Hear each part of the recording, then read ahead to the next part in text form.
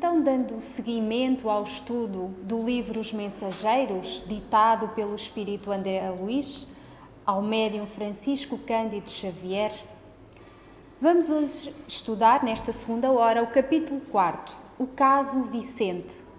Os Mensageiros, só relembrando para os irmãos que não costumam estar no estudo desta hora, é o segundo livro da coleção de André Luís, um espírito que, ao desencarnar, vítima de um problema de saúde, de um cancro no estômago, chegou à pátria espiritual em grande sofrimento, deparando-se com as dificuldades comuns ainda a todos nós. Por aí se alongou durante 7, 8 anos, até que foi resgatado por uma equipe espiritual que o encaminhou para a colónia O Nosso Lar, que é uma colónia que fica situada na zona do Brasil, acima da cidade do Rio de Janeiro. Então, André Luís iniciou a sua recuperação física, iniciou a instrução espiritual, o seu equilíbrio e, a determinada altura, sentiu o apelo do serviço, a vontade de fazer mais, a vontade de ajudar.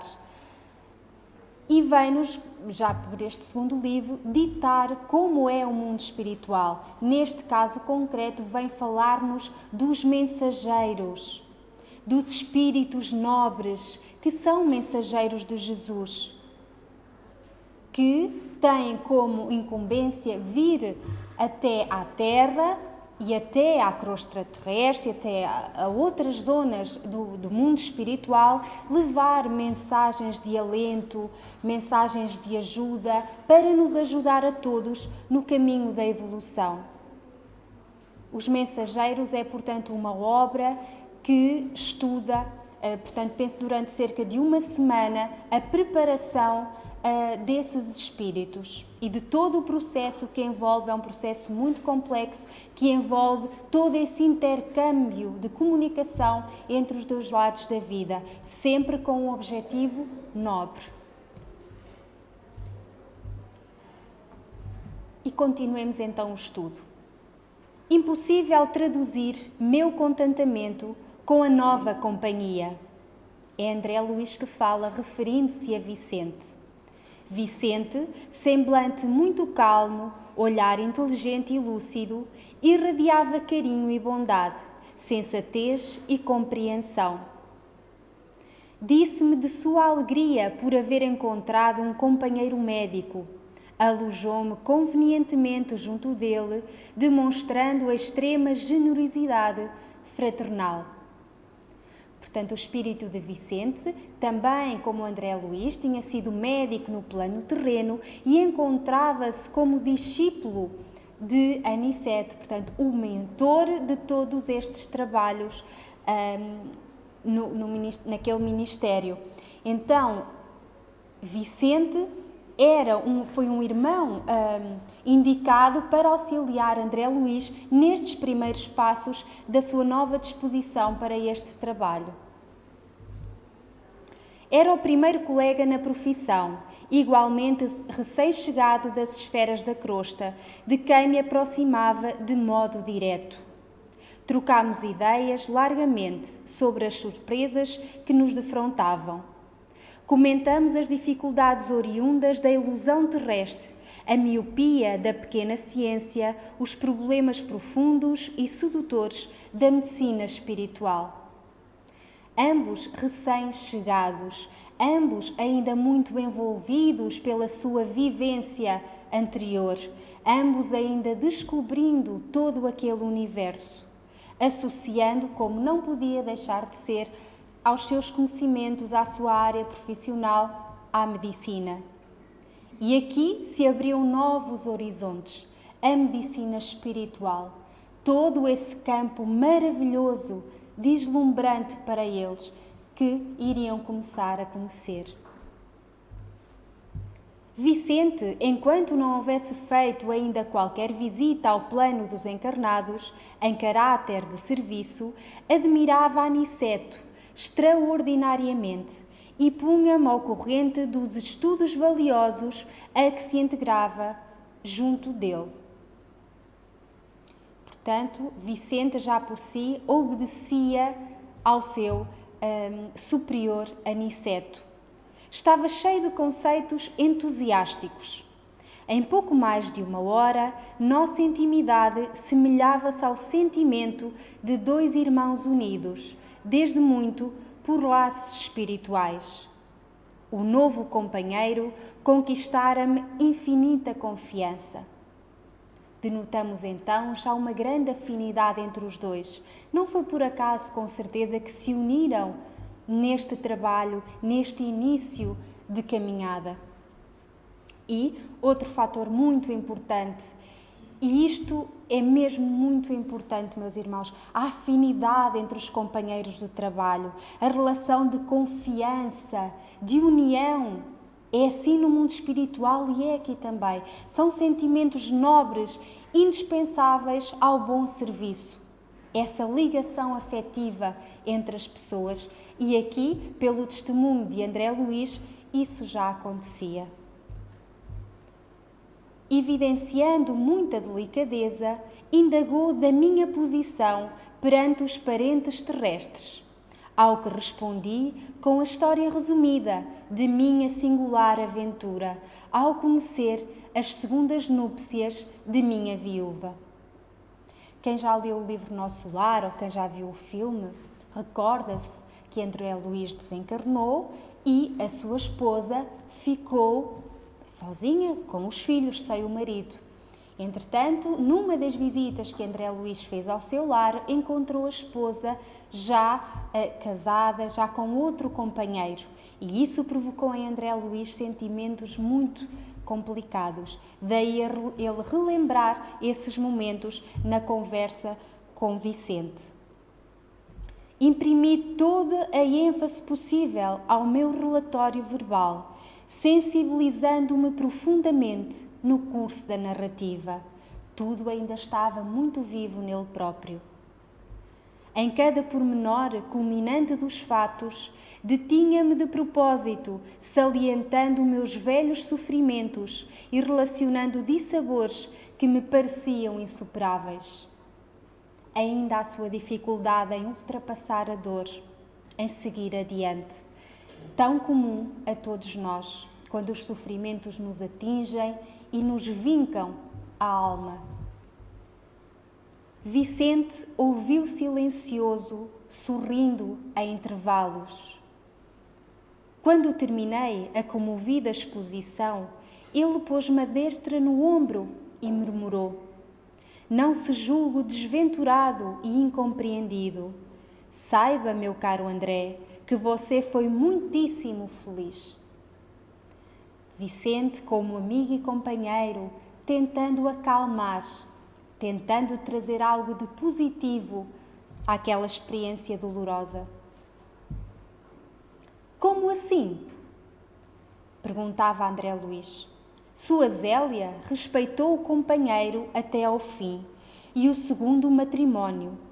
Em tais circunstâncias, não é de admirar. No meu caso, porém, a coisa foi muito pior.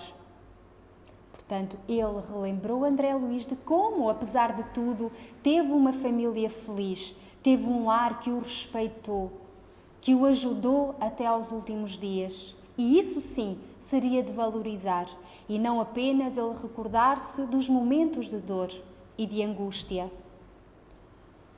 E dado o meu justo espanto, o novo amigo continuou: "Explico-me." Meditou alguns instantes, como quem alinhava reminiscências, e prosseguiu. Vicente tinha algo a contar também. "Não pode você imaginar como foi intenso o sonho de amor do meu casamento. Logo após a aquisição do diploma profissional, aos 25 anos, esposei Rosalinda, exultante de ventura. Feliz. Não levava à esposa tão somente uma situação material confortadora e sólida no terreno financeiro, mas também os meus tesouros de afeto e devotamento. Havia amor sincero entre o casal. Minha felicidade não tinha limites. Em pouco tempo, 2 filhinhos enriqueceram-me o lar ditoso. Meu bem-estar era inexprimível. Em virtude das reservas bancárias, não me especializei na clínica, consagrando-me, todavia, apaixonadamente ao laboratório. Portanto, Vicente optou pela vertente científica, de estudo, de laboratório, enquanto André Luís, como sabemos, seguiu outro tipo de clínica. E continua: atendendo aos meus pendores, não me foi difícil atrair a confiança de numerosos colegas e vários centros de estudo, multiplicando pesquisas e resultados brilhantes. Foi um médico de sucesso. Sabia o que fazia, tinha conhecimento nesta área. E Rosalinda era a minha primeira e melhor colaboradora. A relação matrimonial estendia-se depois também a uma relação profissional de confiança e auxílio mútuo. De quando em quando, notava-lhe o enfado no trato com os tubos de ensaio, mas minha esposa sabia então calar as contrariedades pequeninas a favor da nossa felicidade doméstica. Parecia compreender-me integralmente. Era, aos meus olhos, a mãe dedicada e companheira, sem defeitos. Entendiam-se, confiavam um no outro. Contávamos 10 anos de ventura conjugal quando o meu irmão Eleutério, advogado, solteiro, algo mais velho que eu, deliberou localizar-se junto de nós. Receberam então a visita do irmão. Rosalinda foi inexcedível em atenções, considerando que se tratava de pessoa de minha família. Eleutério entrou em nossa casa como irmão. Embora residisse em hotel, compartilhava dos nossos serões caseiros, sempre bem posto e interessado em agradar. Observei desde então que minha mulher se modificava pouco a pouco. Exigiu fosse contratada uma auxiliar que a substituísse nos meus serviços, alegando que os nossos filhinhos não dispensavam assistência maternal mais assídua. Anuiu satisfeito. Tratava-se, afinal, de providência interessante ao bem-estar dos nossos filhos. Contudo, a transformação de Rosalinda assumiu caráter impressionante. Passou a não comparecer ao laboratório, onde tantas vezes nos abraçávamos, alegremente, ao vermos coroadas de êxito nossas pesquisas mais sérias. E aqui nos damos conta das primeiras transformações do lar. De quando ainda a nossa pequenez, os nossos defeitos, as nossas portas abertas, invigilantes, e por aí tantas vezes entram os motivos de degradação da nossa família, do nosso lar e de nós próprios. Preferia o cinema ou a estação de repouso, em companhia de Eleutério. Aproximavam-se. Ela preferia a companhia do cunhado à da própria família. Portanto, deixou-se desviar para caminhos menos bons. Isso me entristecia bastante, mas eu não poderia desconfiar da conduta de meu irmão. Fora sempre criterioso em família, não obstante ousado e filaucioso nas atividades profissionais. Apesar de tudo, ele confiava no irmão. Não lhe passava pela cabeça outra coisa. A sua esposa ele conhecia há tantos anos. Nunca tinha razão de queixa dos momentos felizes e harmoniosos que viveram. Mal ele sabia que aquela proximidade ia resultar numa tragédia.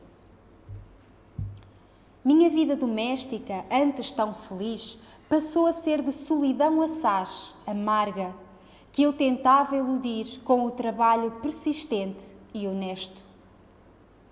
Estava concluído. Ele apercebeu-se de tudo aquilo que se passava, mas tentava distrair-se, tentava ocupar-se de outras coisas, dar sentido à sua existência. Assim corriam as coisas, quando singular transformação me alterou a experiência. Pequena borbulha na fossa nasal que nunca me trouxera incômodos de qualquer natureza, depois de levemente ferida, tomou caráter de extrema gravidade. Em poucas horas, declarou-se a septicémia. Reuniram-se colegas em verdadeira assembleia junto do meu leito. Portanto, ele fez uma grave infecção que resultou, ou melhor, provocada por uma pequena borbulha, uma pequena característica no seu corpo físico que lhe trouxe muito sofrimento. Inúteis, todavia, todos os cuidados, anuladas as melhores expressões de assistência. Não resultou. Compreendi que o fim se aproximava rápido. Rosalinda e Eleutério pareciam consternados e até hoje guardo a impressão de rever-lhes o olhar ansioso no momento em que a neblina da morte me envolvia os olhos materiais, a nossa consciência. Nós podemos mascarar, enganar, fingir até que choramos e que sofremos, mas a consciência pesada e nestas horas terminais, nas horas em que as pessoas se despedem do mundo terreno, quantas vezes vêm à nossa consciência momentos, coisas que não fizemos bem, verdade ou mentira? Quantas vezes nos assaltam o coração esses sentimentos, nos chamando a atenção para o balanço, o que fizeste com este irmão que se cruzou contigo? Então, essa neblina que lhes envolvia, essa carga energética tinha uma razão de ser, sim. Nessa altura, Vicente fez longo estacado, como a fixar reminiscências mais dolorosas, e continuou menos vivaz. Tal como André Luís, o seu pensamento, o seu sentimento foi levado lá atrás. E ele recordou, sentiu novamente o que sentiu naquela hora. Depois de algum tempo de tristes perturbações nas zonas inferiores, quando já me encontrava restabelecido em nosso lar, certifiquei-me de toda a verdade. Ele desencarnou, foi para o mundo espiritual, onde se deteve algum tempo, tal como André Luís, até ser resgatado pelas equipes espirituais. Aí, aos poucos, foi recuperando a sua condição e a verdade conheceu. Voltando ao lar terreno, encontrei a grande surpresa. Rosalinda havia desposado Eleutério em segundas núpcias. O evidente aconteceu, mas nós tantas vezes aqui não percebemos as coisas e do outro lado temos outra clareza perante as situações. Como são idênticas as nossas histórias, exclamei impressionado. Isso é que não, protestou e sorriu, e continuou. Outra surpresa me dilacerava o coração. Somente ao regressar ao lar, soube que fora vítima de odioso crime. O que nós somos capazes de fazer a quem amamos, ou dizemos que amamos. E durante tantos anos tudo parece bem, o nosso sentimento parece verdadeiro, autêntico, mas nós somos seres ainda muito complicados, com muitas raízes podres, escondidas dentro de nós. E há uma altura em que elas por vezes crescem e vêm ao de cima e nos levam tantas vezes a fazerem coisas odiosas. Meu próprio irmão inspirou a trama sutil e perversa. minha mulher e ele apaixonaram-se perdidamente um pelo outro e cederam a tentações inferiores. Não havia que recorrer a divórcio e, mesmo que a legislação o facultasse, constituiria um escândalo o afastamento de Rosalina para unir-se publicamente ao cunhado. Portanto, as vias normais da separação não podiam seguir esse caminho, apesar do sentimento que os unia. Eleutério lembrou, porém, que possuíamos experiências de laboratório e sugeriu a Rosalinda a ideia de me aplicar em determinada cultura microbiana, que ele mesmo se incumbira de obter na primeira oportunidade. A pobre da companheira não vacilou e, valendo-se do meu sono descuidado, introduziu na minúscula espinha nasal, algo ferida, o vírus destruidor.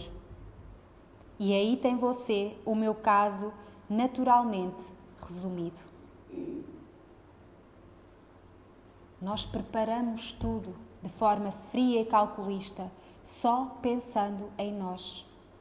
Imaginem o sofrimento de Vicente a constatar tudo isto. Eu estava assombrado, diz-nos André Luís, e pergunta: e os criminosos? Vicente sorriu ligeiramente e informou: Rosalinda e Eleutério vivem aparentemente felizes.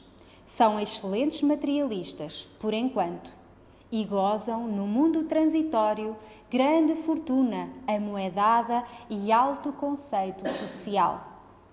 Sempre os valores terrenos inferiores a dominarem-nos as atitudes, a dominarem-nos a vontade e os objetivos. Mas e a justiça? Indaguei, aterrado.